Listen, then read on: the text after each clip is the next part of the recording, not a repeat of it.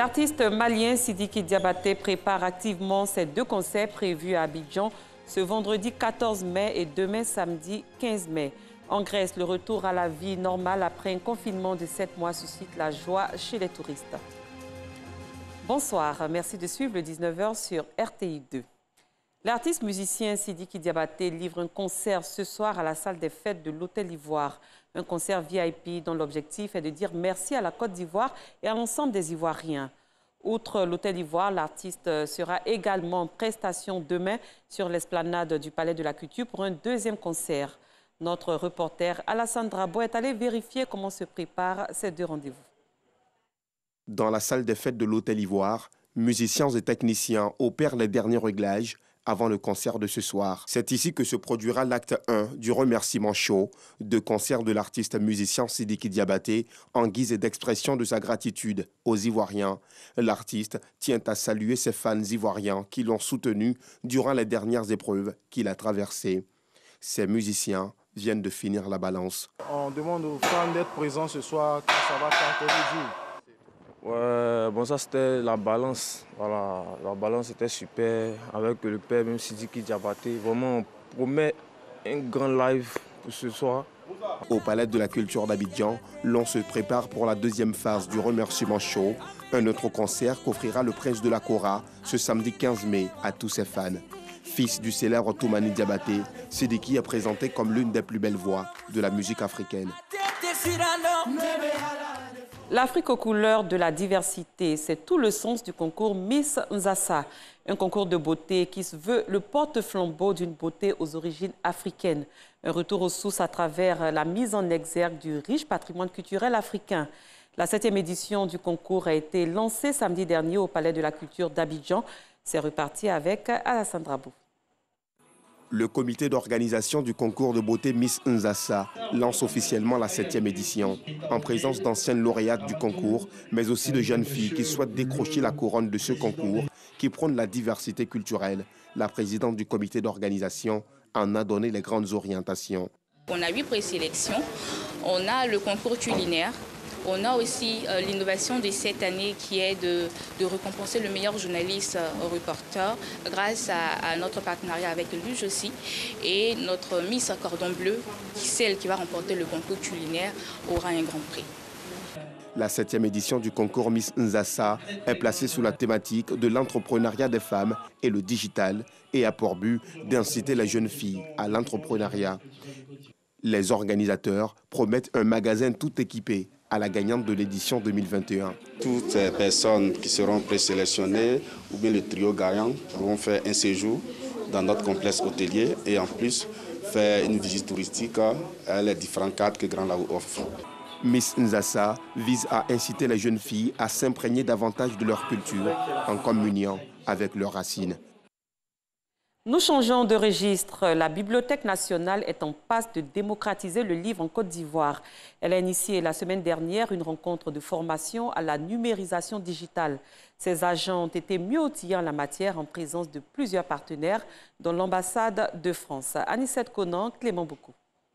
La Bibliothèque nationale de Côte d'Ivoire a entrepris depuis une dizaine d'années la reconstitution et l'enrichissement de son fonds documentaire patrimonial.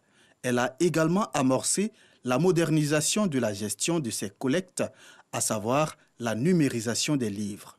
Il faut dire que l'une des missions régaliennes de toute bibliothèque nationale, c'est la conservation.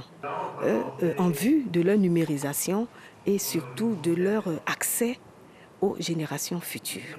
Partenaire de cette initiative, l'ambassade de France en Côte d'Ivoire, de par la voix de son représentant, estime que cette option est une manière de démocratiser le livre.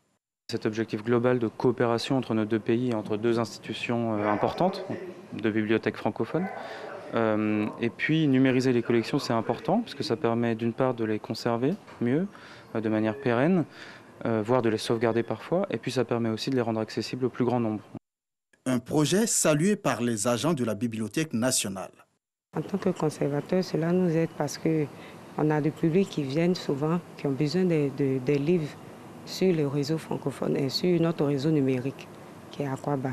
Et donc on a besoin de mettre des livres, numériser des livres afin de les mettre à la disposition du public. Depuis 2008, la Côte d'Ivoire, par l'entremise de la Bibliothèque nationale, est membre active du réseau francophone numérique créé en 2006, dont le siège est basé à Bruxelles, à la Bibliothèque royale de Belgique. L'ONG Al-Mouassat, une organisation caritative musulmane, a offert du riz, des bidons d'huile, de l'eau minérale, du sucre, des seaux d'eau, des nattes et des cartons de médicaments à l'hôpital psychiatrique de Bingerville. Une action pour apporter son soutien aux malades. Pagasoro Kone de Madongui. Les responsables de l'ONG Al-Mouassat solidaire des malades de l'hôpital psychiatrique de Bingerville. Ils sont allés les mains chargées du riz, des bidons d'huile, de l'eau minérale, du sucre, des seaux d'eau, des nattes et des cartons de médicaments, entre autres. L'objectif de cette structure islamique est d'apporter leur soutien et leur affection aux pensionnaires de cet hôpital. On ne peut pas aller tout le temps au même endroit. D'autres endroits aussi ont besoin de nous. Donc aujourd'hui, c'est l'hôpital psychiatrique. Nous sommes venus pour les aider. Pour les responsables de l'hôpital psychiatrique de Bingerville, ce don vient à point nommé. Ils saluent l'initiative et souhaitent que d'autres organisations à caractère humanitaire leur emboîtent le pas. Recevoir des dons de cette valeur-là, vous ne pouvez dire que Dieu est grand. Et pour des personnes qui ne savent même pas qu'on a fait de dons pour elles, et nous que nous occupons de ces personnes-là, nous ne pouvons que vous dire merci. Basé au centre hospitalier et universitaire de Treichville, l'ONG Al-Mouassat est une organisation caritative islamique qui œuvre essentiellement pour la prise en charge médicale, spirituelle, morale des patients indigents hospitalisés. L'union fait la force, dit-on, et les cadres de la sous-préfecture de Gbangbe-Guinée-Yati dans la région du Tonkui l'ont bien compris. Samedi dernier, dans la commune de Yopougon, ils ont décidé de fédérer leurs efforts en unissant l'ensemble des mutuelles de développement de leur sous-préfecture. On en sait plus avec Clément Boukou. C'est dans une ambiance teintée du riche patrimoine culturel d'An que les débats se sont déroulés. Devant les responsables administratifs et civils de la région du Tonkui, les cadres de Gbangbe-Guinée-Yati ont scellé l'alliance entre les différentes mutuelles de développement de leur localité. Partant du constat que l'État ne peut à lui tout seul répondre aux besoins constants des populations, il était donc important d'apporter une réponse locale et directe aux problèmes des habitants de Gbangbe-Guinée-Yati. À un, nous ne pouvons rien faire, mais à plusieurs, nous pouvons être forts et relever la plupart des défis sont essentiels, des défis d'infrastructures, défis de routes et puis défis d'écoles surtout. Dépasser les clivages politiques, prôner la collaboration entre tous les fils et filles de Gbangbe-Guinée-Yati, c'est ce qui est recherché afin de sortir la sous-préfecture de son retard au niveau des infrastructures sanitaires, scolaires et routières. Nous sommes disposés à aider, mais quand on est ensemble, on est plus fort. C'est le message que je pense mes parents ont compris, qui explique que cette salle de plus de 500 places soit pleine à craquer. Plusieurs cadres de la région ont apporté leur soutien financier au conseil d'administration de la mutuelle. À travers cette union, les fils et filles du Tonkui entendent faire de leur mutuelle un exemple à suivre.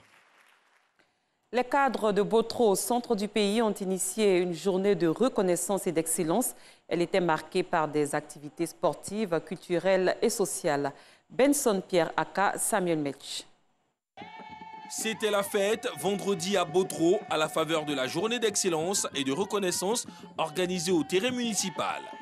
À quelques jours de la fin de l'année scolaire, les cadres de la ville ont tenu à célébrer leurs filles et leurs fils qui se sont brillamment illustrés, en leur confiant la mission de réaliser les meilleurs taux de réussite aux examens. Nous sommes très émus de recevoir ces dons et nous remercions le donateur. Nous lui promettons de donner tout notre possible pour avoir de meilleurs résultats en fin d'année. Nous ferions de notre mieux parce que c'est de notre devoir d'étudier pour être un jour comme eux. La cérémonie a offert aux cadres de Botro l'opportunité de rendre hommage aux seigneurs de la ville, notamment les chefs traditionnels et les anciens maîtres d'école qui ont œuvré à faire d'eux des hommes assumant aujourd'hui des responsabilités diverses. Très honoré parce que je viens de voir un de mes enfants, un de mes élèves.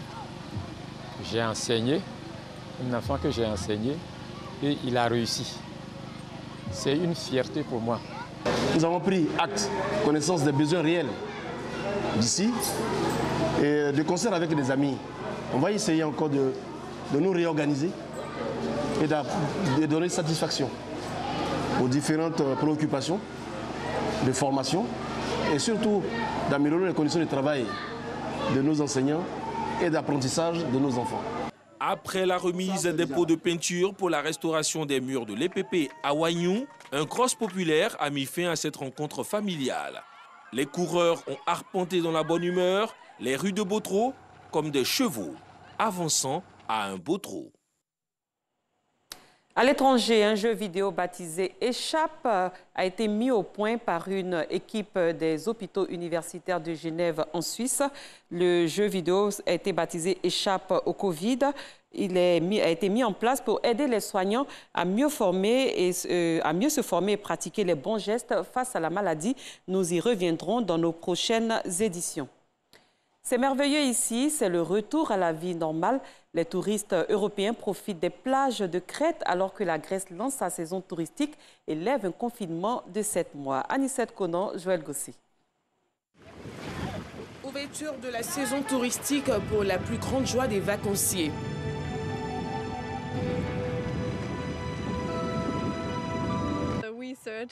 Nous avons cherché un endroit où aller pour nos premières vacances post-Covid-19 et nous avons trouvé une île où nous ne sommes jamais allés, la Crète. Nous avons décidé spontanément de venir ici et maintenant nous n'arrivons pas à croire à quel point c'est beau.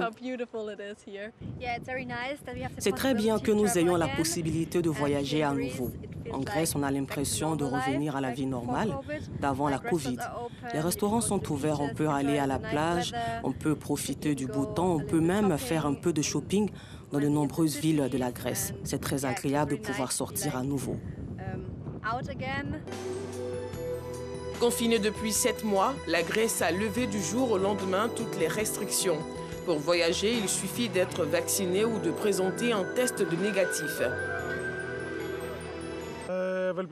Nous espérons que ce sera une bonne saison car l'hiver a été difficile pour nous tous, pour les employeurs et les employés, surtout dans le secteur du tourisme. Je crois que les gens vont venir, ils vont nous choisir en tant que pays et l'île de Crète.